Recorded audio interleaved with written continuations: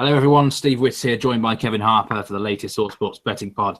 Cricket ICC Champions Trophy match previews and the second semi-final between India and Bangladesh from Edgbaston. Now, with the host nation England going out in rather surprising circumstances on Wednesday, both teams here will certainly eye the final might be potentially easier, although Pakistan obviously quite formidable at the moment. India especially are going to enjoy England having gone out, aren't they? Possibly, Steve, but India were favourites to win this tournament from the very start in my eyes. At no point in the tournament have I thought otherwise, and I certainly don't think otherwise right now. That's not to say that they've got an easy run of it between now and the end of the tournament. They certainly haven't. If the last 8 days have told us anything, it's that there's no certainties in this tournament. But at the same time, the last 8 days will focus the mind if it needed to be focused for India. They've always been favourites to win this tournament, regardless of what England did. The fact that England shot themselves in the foot on Wednesday, it's neither here nor there, really. This is India's to lose. India are 1-5 favourites here. Are there a nice little banker you can lump on? No, there's no such thing as a banker in this tournament. As I say, the last 8 days has more than proved that. India have lost to Sri Lanka. Bangladesh have beaten New Zealand. Pakistan have beaten Sri Lanka, South Africa and England. The shocks keep on coming. So there's no such thing as a banker. Before you could associate some of those results to the weather, but the last two have had nothing to do with the weather. In fact, the last three have had nothing to do with the weather, the last three shocks.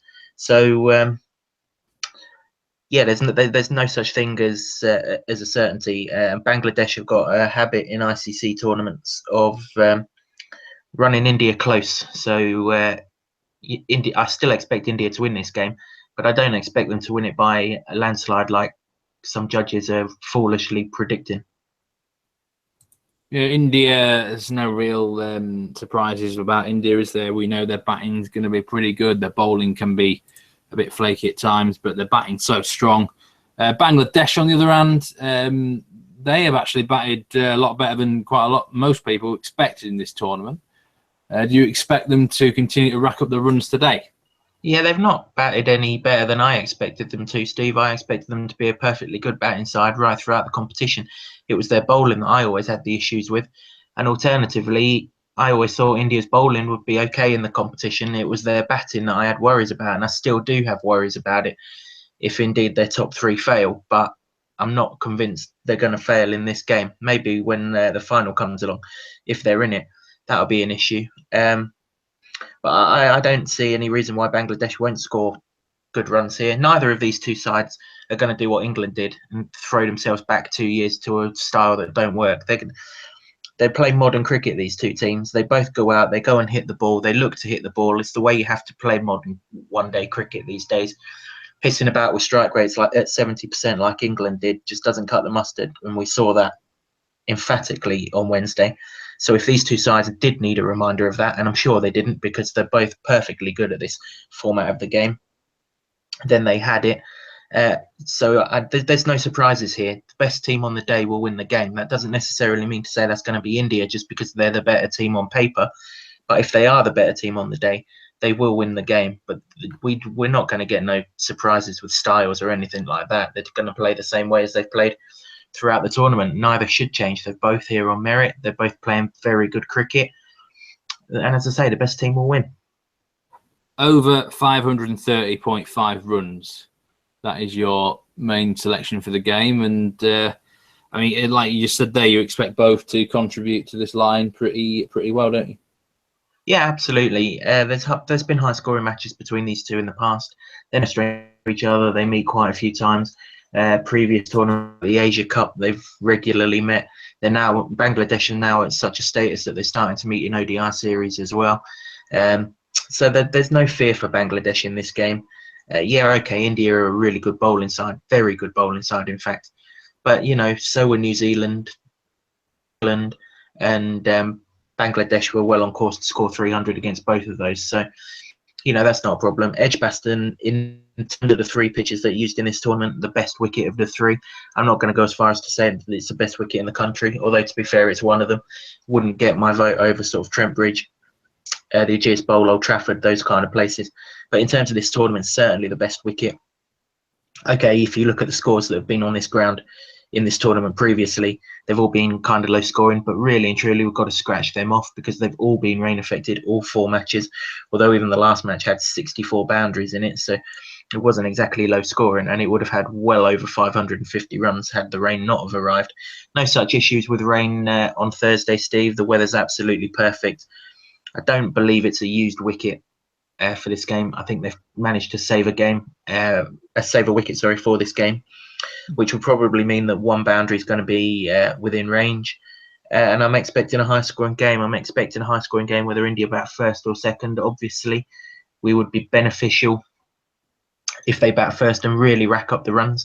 But no side's really racked up the runs against Bangladesh. So, you know, I expect it to be covered because I expect both sides to score 300, much as I did going right back to the start of this tournament.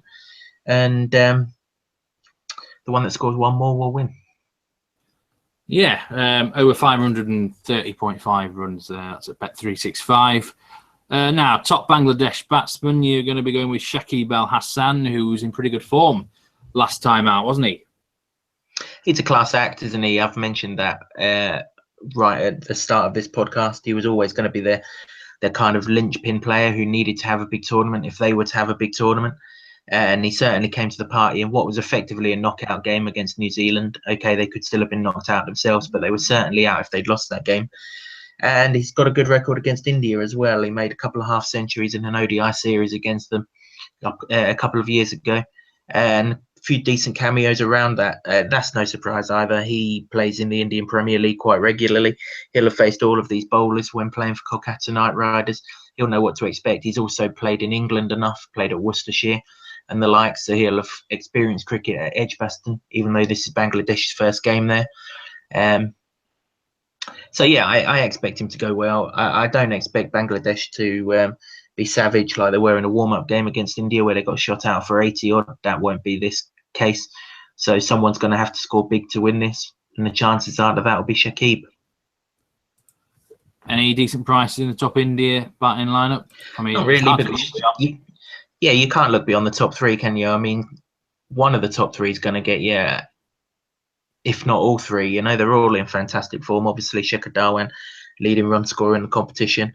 Rohit Sharma's got a couple of 50s. Virat Kohli, who oozed class in the South Africa run chase, albeit in a run chase that was manageable, that he could ooze class.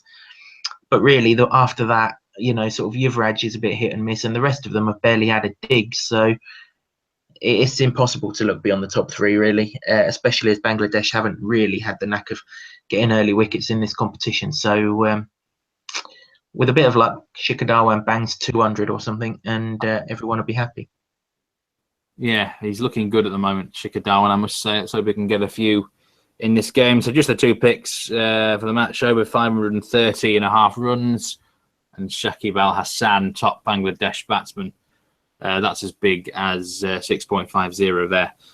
Thanks for your thoughts on the game, Kev, and we'll be back for a final preview at the weekend. Who knows, maybe it'll be in India against Pakistan, and that would be an absolutely monumental fixture, wouldn't it? So looking forward to that potentially, and we'll see you all at the weekend. Cheers, Steve. All the best, everyone.